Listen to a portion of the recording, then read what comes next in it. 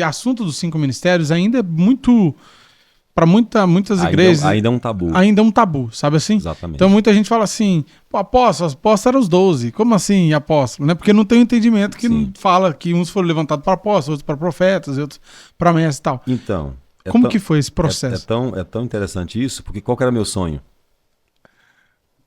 Ser Ser delegado da Polícia Federal. Uhum. O que é ser um apóstolo? Delegado.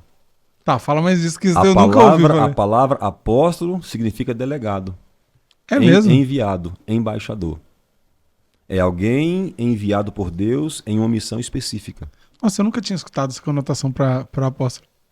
Que legal, Entendeu? cara. Aí eu me sinto como Pedro, né? Pedro era o quê? Pescador de peixe. Foi chamado para quê? Pescador de homens. Então entenda que o seu sonho na vida secular, entre aspas, né? Para mim não existe vida secular, mas os seus sonhos na vida secular e o que você faz pode estar diretamente ligado ao seu chamado. Então você pode estar fazendo aquilo para o qual você foi chamado, só que no lugar errado e com a motivação errada. Aliás, um dos maiores pecados de um homem é usar o dom que Deus deu a ele para fazer para o reino.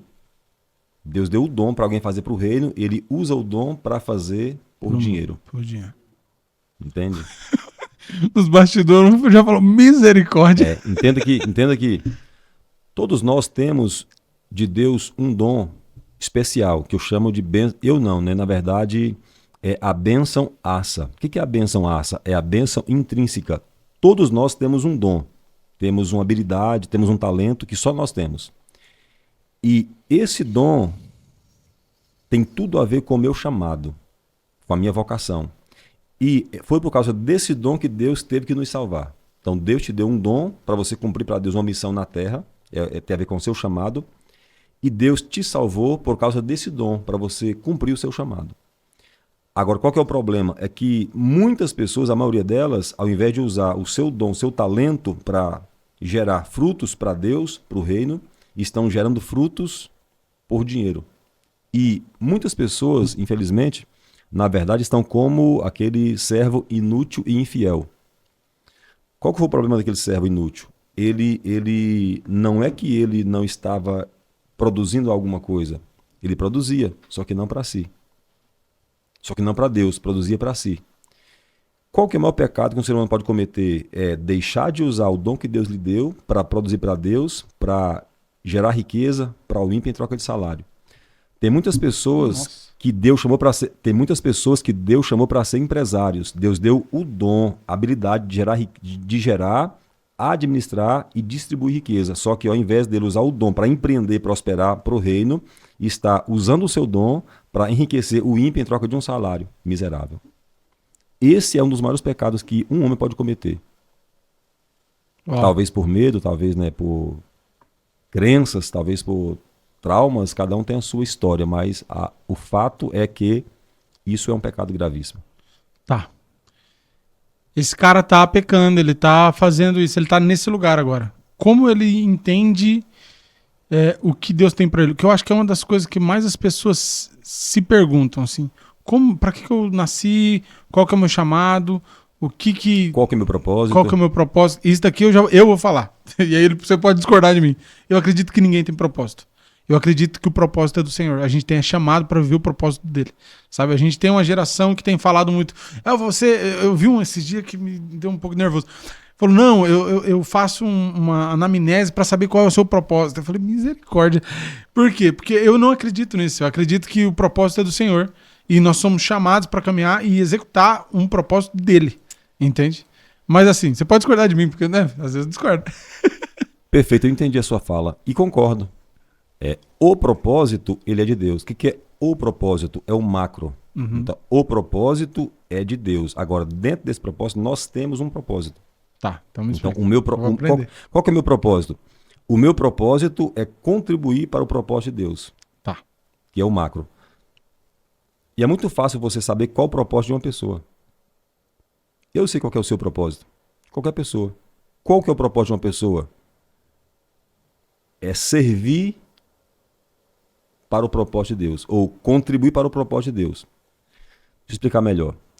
Qual que é o propósito de uma pessoa? O propósito? Servir. Servir. Mas servir como? Cara, comece a servir.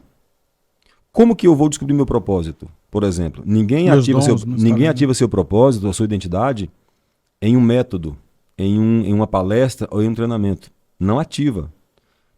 O propósito é ativado quando eu começo a servir de alguma forma. Se eu começo a servir de alguma forma, uma coisa leva a outra coisa. Eu vou servindo até eu encontrar o meu propósito, para o qual eu nasci. E o propósito não é uma coisa. O propósito não é um lugar que eu chego ou uma coisa que eu faço. O propósito é uma jornada. O que é o propósito? É uma carreira proposta. Existe para você uma carreira proposta que Deus te propôs na eternidade, antes da criação do mundo. Deus te chamou, te fez uma proposta e você aceitou. Uau. Já viu o filme Missão Impossível com Tom Cruise? Já assisti, não lembro muito. Chegam para ele, mostra para ele a missão, tá aqui, essa é a missão. Ele vê a missão e aceita a missão. Então, Deus te mostrou a missão, seu propósito, e você aceitou. Você aceitou e você assinou um documento, que é o decreto. Se comprometendo a vir nesse mundo, cumprir para Deus uma missão. E o propósito é essa carreira proposta. Deus te fez uma proposta. Ó, Paulo vai dizer assim, ó, combati o bom combate, acabei a carreira e guardei a fé. Que carreira? O propósito. Combati o bom combate, acabei a carreira que me estava proposta e guardei a fé. O próprio Jesus viveu isso. Com o próprio Jesus, Deus fez assim. Deus fez para o filho uma proposta. Filho, eu preciso que você vá à terra e cumpra uma missão para mim. Eu preciso que você salve a humanidade, salve a minha criação. Se você aceitar a proposta e você ir ao mundo cumprir essa missão, cumprindo a missão você vai receber um galardão, uma recompensa. E Cristo, ele veio ao mundo cumprir a missão não porque ele amou a criação. É fato que ele amou a criação. Cristo amou a criação. Mas baseado na palavra, quem amou de verdade foi Deus. Então, Deus amou o mundo.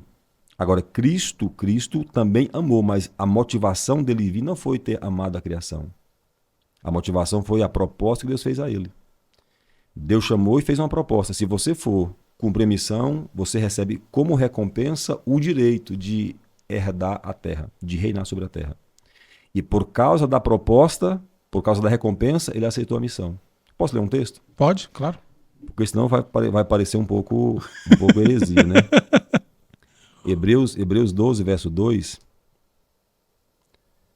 Para não ficar só nas minhas palavras, Hebreus 12, verso 2 fala assim, ó. Amigo, você Olha tem só. liberdade aqui. Você pode... Eu vou ler o verso 1 e o 2. Verso 1. Portanto, também nós, visto que temos a rodear-nos tão grande nuvem de testemunhas, desembaracemo-nos de todo o peso e do pecado que tenazmente nos assedia. Corramos com perseverança a carreira que nos está proposta. Isso é o propósito, é a carreira que nos está proposta. Deus te fez uma proposta, você aceitou. Agora eu preciso cumprir essa carreira, cumprir essa missão. Verso 2. Olhando firmemente para o autor e consumador da fé, Jesus, o qual em troca, olha a motivação aqui, o qual em troca da alegria que lhe estava proposta, suportou a cruz, não fazendo caso da ignomínia ou da vergonha, e está assentado à destra do trono de Deus.